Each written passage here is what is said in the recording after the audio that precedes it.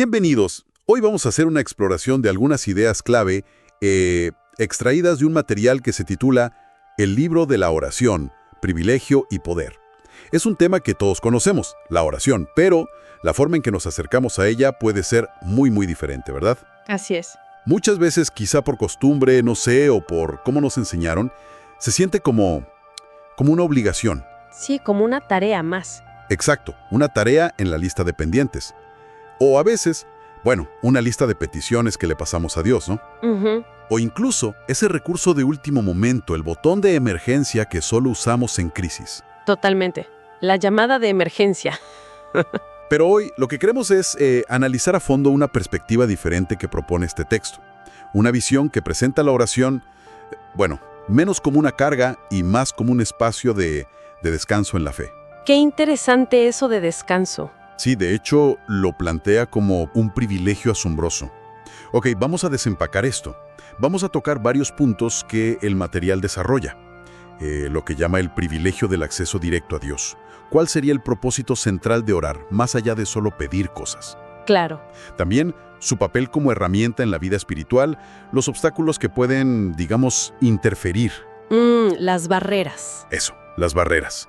Y finalmente, cómo se puede cultivar una práctica más constante. Precisamente. Y un punto de partida fuerte que tiene el texto es algo que presenta como muy distintivo de la fe cristiana. Habla de la posibilidad de un acceso directo ¿Ilimitado? al Creador. Ilimitado. Sí.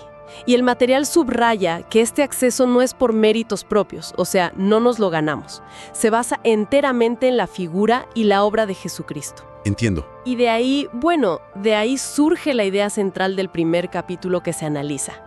Que la motivación principal para orar no debería ser el deber, o el miedo incluso, sino una respuesta de gratitud, de asombro ante esta posibilidad increíble de comunicación, de cercanía. Exploremos un poco más esa idea del acceso. El texto usa una imagen muy gráfica, ¿no? La del velo rasgado. Sí, es muy potente. Hace referencia a un pasaje en Mateo donde se cuenta que el velo del templo se rasgó justo cuando Jesús murió. Para entender bien esto, quizá valga la pena recordar qué era ese sistema anterior, el llamado Antiguo Pacto. Claro, la relación entre Dios e Israel antes de Cristo. Exacto. Según el material, ¿qué significó realmente ese momento, ese rasgarse del velo? Porque suena a un cambio drástico. Totalmente drástico. El texto lo interpreta como un antes y un después, simbólico y real. Bajo ese antiguo pacto, el acceso a la presencia más íntima de Dios, lo que se conocía como el lugar santísimo. Dentro del templo. Exacto. Dentro del templo estaba súper restringido, muy limitado. Solo una persona, el sumo sacerdote, que era la máxima autoridad religiosa. Nadie más. Nadie más. Solo él podía entrar. Y solo una vez al año, y siguiendo un ritual muy específico con sacrificios y demás. ¡Wow! Entonces, el rasgarse de ese velo, que era grueso, según la interpretación que da el material, es como si Dios mismo dijera, listo, el camino ahora está abierto, para todos. ¡Qué fuerte imagen! Mucho. Y en esa nueva dinámica, el texto presenta a Jesucristo no solo como el sacrificio que permite esto, sino también como el nuevo sumo sacerdote. El definitivo. El que nos representa. ¿Qué representa a los que creen en él? Y hay una cita de Hebreos que menciona el texto. Acerquémonos, pues, confiadamente al trono de la gracia. ¿Qué implica ese confiadamente? Suena importante.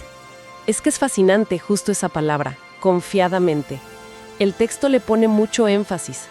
Sugiere que, para la persona que se acerca a Dios a través de Cristo, el trono al que llega en oración ya no es un trono de juicio, no es algo temible, Claro. sino un trono de gracia, o sea, un lugar donde en vez de recibir el castigo que mereceríamos por nuestros errores, ¿Encuentras otra cosa? encuentras misericordia, o sea, no obtener lo malo que mereces, y gracia, recibir la ayuda y el favor que no mereces, justo cuando más lo necesitas. El acceso ya no depende de rituales complicados o de un intermediario humano una vez al año. Depende de Cristo. Depende de esa representación constante por parte de Cristo. Entonces, la idea que se desprende de esta parte del material es que, bueno, a través de esa conexión con Jesús, se tendría un acceso directo, Sin filtros, como una línea directa, sí. casi como una línea directa. Y el texto deja como flotando una pregunta interesante, ¿no? ¿Cómo cambiaría nuestra actitud a la oración si realmente asimiláramos esto? Si la viéramos como un privilegio increíble en lugar de, pues, una carga más. Cambiaría todo, seguramente. Y entender ese acceso como un privilegio nos lleva, naturalmente, a preguntarnos sobre su propósito. Porque si ya tenemos esa línea directa, ¿para qué es principalmente? Buena pregunta. El material parece cuestionar esa visión un poco utilitaria, ¿no?, de la oración como una simple lista de deseos. Sí, o como si Dios fuera un genio de la lámpara. Exacto, como un solucionador de problemas a demanda. Y aquí es donde, para mí, se pone realmente interesante. A ver, Más fundamental. profundo. Así es. El texto argumenta que el propósito primario de la oración no es tanto obtener cosas, No. no principalmente, sino alinear nuestra propia voluntad con la voluntad divina. Y aborda esa pregunta que a veces surge. Bueno, si Dios ya sabe lo que necesitamos antes de que se lo pidamos, como dice Mateo, Que lo sabe todo. claro, ¿cuál es el punto de orar? ¿Para qué le decimos? Para informarle. La respuesta que ofrece el material no es que le estemos informando a Dios de algo nuevo, Él ya lo sabe, sino que al orar estamos en un acto de rendición, de reconocer su autoridad y de buscar sincronizar nuestro corazón con el suyo. Es más sobre nosotros que sobre informarle a Él, Entiendo. Es un cambio interno. enseñó Jesús, el Padre Nuestro. Señala que las primeras peticiones no son sobre nuestras necesidades personales, ¿Cuáles son? son sobre Dios mismo. Santificado sea tu nombre, venga tu reino, hágase tu voluntad. Las peticiones personales, el pan de cada día, el perdón, vienen después. Ese hágase tu voluntad parece ser como el eje central de este argumento sobre el propósito, ¿no? Totalmente. ¿Qué significa realmente pedir eso, según el texto? ¿Qué implica? Implica pedir activamente que la voluntad perfecta de Dios, así como se cumple en el cielo, se manifieste también aquí, en la tierra, y de manera muy personal en nuestra propia vida, en nuestras circunstancias. Ajá. Si conectamos esto con la imagen más amplia, bueno, implica una disposición a aceptar su plan, incluso cuando es difícil, cuando choca con nuestros deseos, con nuestras comodidades. Eso no es fácil. Para nada. Y el texto pone como ejemplo cumbre la oración de Jesús en Getsemaní, donde, a pesar de su angustia humana terrible ante lo que venía, Sí, un momento durísimo. durísimo, su oración final fue: no sea como yo quiero, sino como tú. Es el modelo máximo de sumisión voluntaria. Uf. Eso marca un contraste muy fuerte, ¿no? Con cómo oramos a veces. Definitivamente. El material sugiere pasar de una oración centrada en el yo, el clásico, dame esto, cámbiame aquello, El enfoque en mis necesidades. sí, a una oración que busca la transformación personal y se enfoca más bien en la gloria y los planes de Dios. Más en la línea de un, ¿cómo puedo alinearme con tus propósitos? O, ¿qué quieres hacer tú en mí y a través de mí? Es un cambio de enfoque radical, como decías. Sí, lo es. Y este enfoque en la voluntad de Dios, en la relación con Él, nos lleva a otro aspecto que el material destaca muchísimo. La oración como un elemento clave en lo que describe como una realidad espiritual. Una realidad invisible, pero muy real. La dimensión espiritual. El texto presenta la vida de fe no como un paseo tranquilo por el parque, sino a menudo como una lucha. Cita esa frase bíblica de que no tenemos lucha contra sangre y carne, o sea, contra personas. Sino contra fuerzas espirituales. Exacto.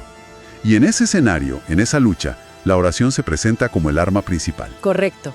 El texto establece una conexión muy directa entre la oración y esa conocida metáfora de la armadura de Dios, la que se describe en la carta a los Efesios en el capítulo 6. Ah, sí, la he oído, el escudo, la coraza. Exacto. Después de enumerar todas las piezas defensivas, coraza, escudo, yelmo, y la única arma ofensiva que menciona, que es la palabra de Dios, la espada del Espíritu, el pasaje culmina justo al final, instando a orar, siempre. O sea, la oración no es parte de la armadura. El material interpreta que no es una pieza más, sino la actividad constante que, digamos, energiza toda la armadura. Que la pone en uso efectivo. Ah, ya veo, es lo que la activa. Exacto. Y a partir de ahí, detalla varios frentes donde la oración juega un papel crucial, según esta perspectiva. Primero, como defensa personal contra la tentación. ¿Cómo? Cita la advertencia de Jesús a sus discípulos en Getsemaní justo antes de que lo arrestaran.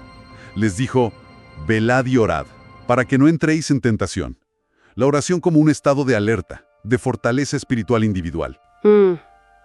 Estar preparados. Segundo, menciona el poder de la intercesión, o sea, orar por otros. Ah, claro. El texto enfatiza mucho esto. Orar por líderes, por autoridades, por los enfermos, por aquellos que enfrentan ataques o dificultades espirituales. Y también por quienes aún no tienen una relación con Dios. ¿Usa alguna imagen para eso? Sí, utiliza la imagen de ponerse en la brecha por otros, como una forma activa de participar en esta lucha espiritual, pero a favor de los demás. Interesante. ¿Y el tercero? Y tercero, la oración pidiendo denuedo. Denuedo. ¿Qué es eso? Significa valentía, audacia espiritual.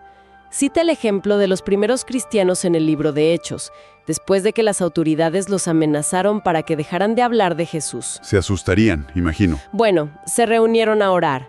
Y lo notable, lo que destaca el texto, es que no pidieron seguridad, no pidieron que pararan las amenazas. ¿Qué pidieron entonces? Pidieron más valentía para seguir proclamando su mensaje, más denuedo. ¡Wow!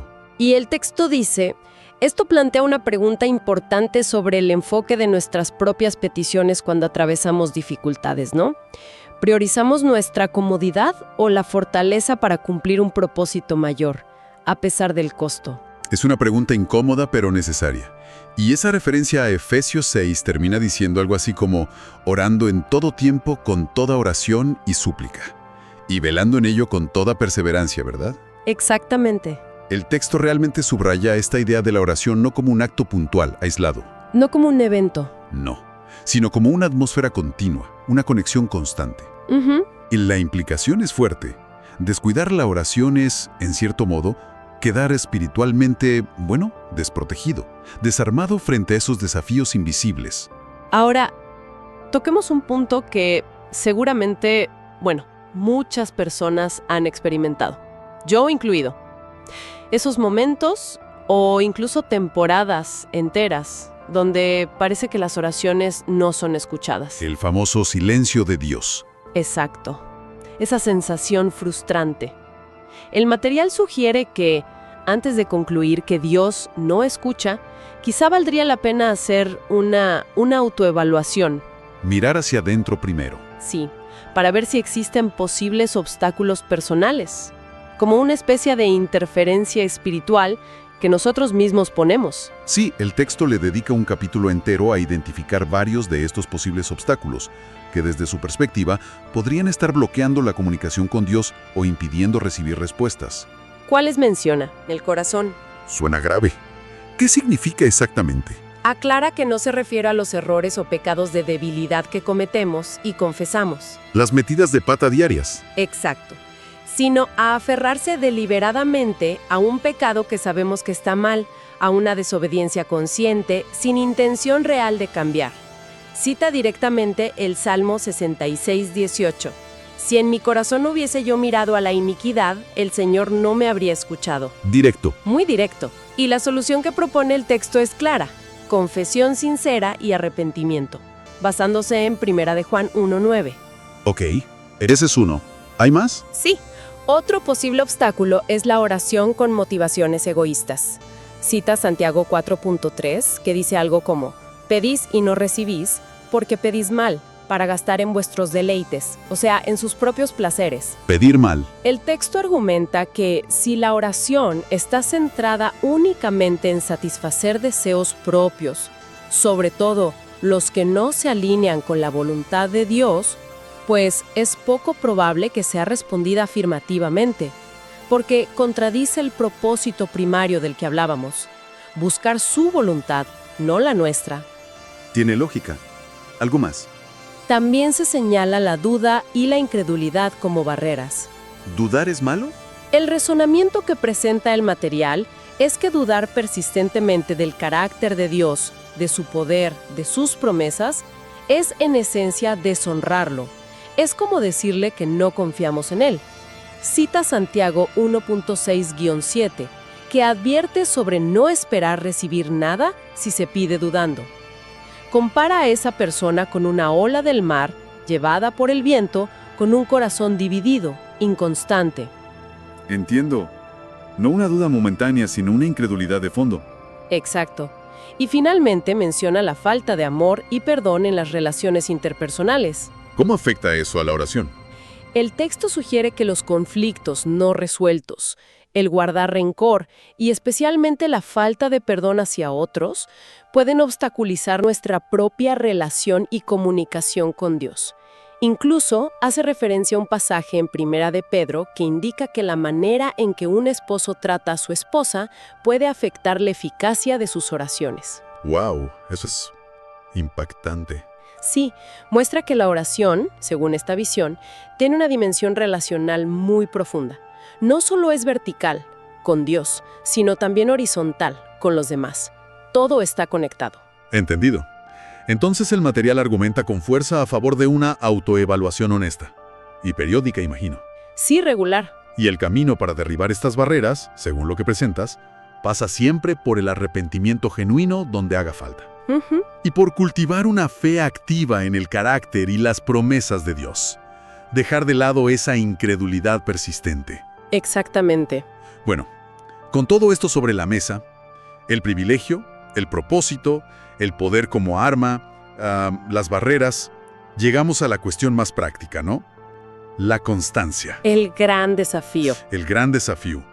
Saber todo esto es una cosa, pero mantener una vida de oración significativa, día tras día. El texto es claro en que la oración requiere ser tratada como una disciplina espiritual, algo que se planifica y se practica con intención. No pasa por casualidad. No.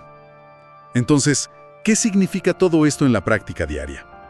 El texto marca una diferencia crucial entre simplemente desear tener una vida de oración más profunda y estar dispuesto a disciplinarse para lograrlo. Exactamente. El último capítulo que se analiza se enfoca justo en eso y propone lo que llama 3 pilares para desarrollar y mantener una vida de oración constante y efectiva. A ver, ¿cuáles son? El primero es la disciplina, con mayúscula. Pone el ejemplo del propio Jesús, citando Marcos 1:35, donde se cuenta que se levantaba muy de mañana, todavía oscuro, se iba a un lugar solitario y allí oraba. La disciplina empieza temprano. Parece que sí. La sugerencia práctica que extrae el texto es establecer un tiempo y un lugar específicos y dedicados a la oración. Tratarlo no como algo opcional, si me sobra tiempo, sino como una cita prioritaria, innegociable en la agenda diaria o semanal. Hay que agendarlo. Hay que agendarlo. El segundo pilar es la fe. Ya hablamos de la fe, ¿cómo no dudar? Sí, pero aquí se refiere a algo más activo. No solo creer que Dios existe, sino la convicción activa de que Él escucha y responde a la oración, aunque no siempre sea en el tiempo o la forma que esperamos, claro. La paciencia. Exacto. Y esta fe es lo que impulsa la persistencia, el no rendirse. El texto hace referencia a esa parábola de la viuda insistente que contó Jesús en Lucas 18, precisamente para enseñar sobre la necesidad de orar siempre y no desmayar. No desmayar. Incluso ofrece una idea interesante. No se trata solo de orar hasta que Dios te escuche, sino quizá de orar hasta que tú mismo te convenzas profundamente de su fidelidad y su bondad, fortaleciendo así tu propia fe en el proceso. Orar para cambiar tu propia perspectiva también. Qué buen punto. ¿Y el tercero? Y el tercer pilar es la variedad. Variedad. ¿Cómo así? Para evitar que la oración se convierta en una rutina mecánica, vacía, repetitiva.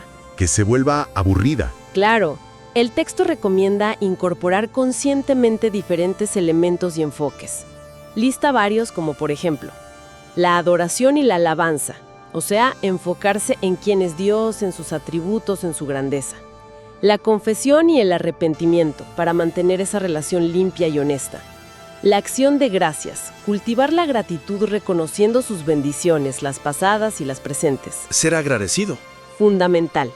La intercesión, que es presentar las necesidades de otros, como ya vimos.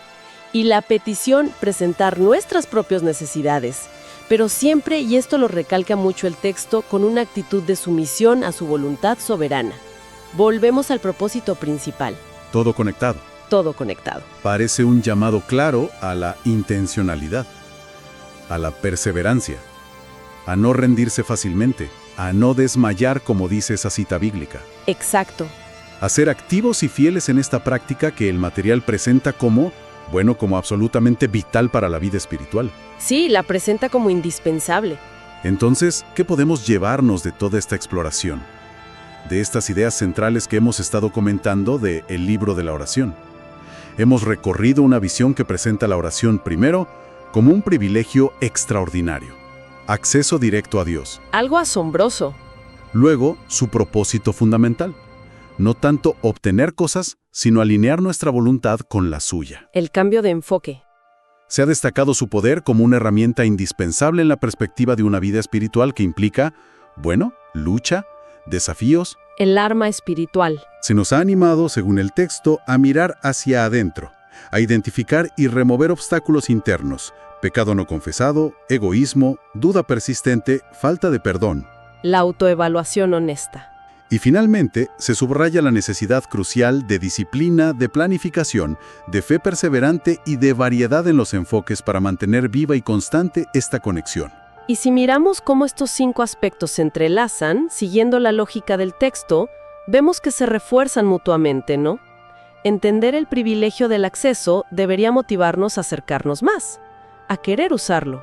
Claro. Conocer el propósito verdadero, esa alineación con su voluntad, debería guiar el contenido de nuestras oraciones. ¿Qué pedimos y cómo? Tiene sentido. Reconocer la realidad de la batalla espiritual debería impulsarnos a usar la oración como el arma que se nos ha dado.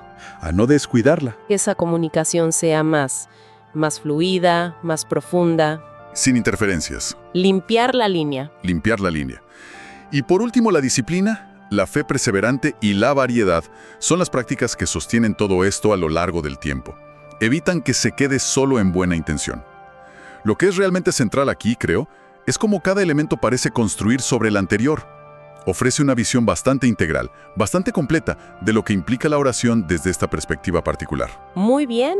Para cerrar entonces, dejamos una reflexión. Inspirada en la invitación final del propio material, pero formulada de manera un poco más impersonal. Al considerar estas diferentes facetas de la oración, tal como las hemos presentado, el asombro del privilegio, el desafío del propósito de alineación, la seriedad de su rol como acción espiritual. La lucha interna con las barreras. Exacto. La honestidad requerida para confrontar esas barreras internas. Y la demanda de persistencia disciplinada, la pregunta sería, ¿qué aspecto resuena quizás con más fuerza? ¿O cuál se percibe como el mayor desafío personal en este momento? Una pregunta para la reflexión personal. Sí. Y pensando en la aplicación práctica, que el texto tanto enfatiza, ¿cuál podría ser un primer paso? Un paso concreto, quizá pequeño, a implementar esta misma semana, para profundizar esa conexión divina de una manera que vaya más allá del simple deseo, del «me gustaría orar más», y que se traduzca realmente en acción.